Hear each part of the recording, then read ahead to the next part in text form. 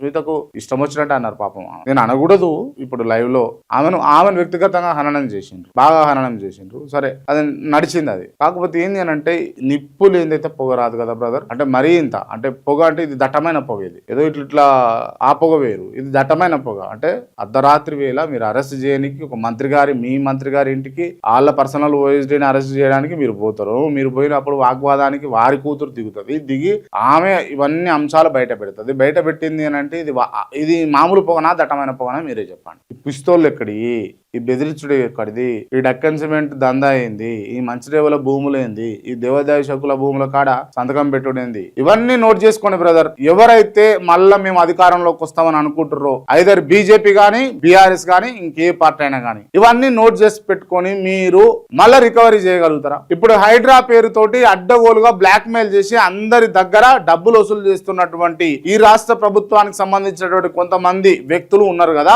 వాళ్ళని అందరినీ ఐడెంటిఫై చేసి మీరు మళ్ళా ఖచ్చితంగా ఏదేమైనా పేదల ఇండ్లు పేదలకు ఇప్పించి వాళ్ళను మళ్ళా సుస్థిరం చేస్తారా? ఒక్కసారి ఆ స్టేట్మెంట్ పాస్ చేయండి. ప్రజలు వెంటనే మీ వైపు తిరుగుతారు, మీ వైపు.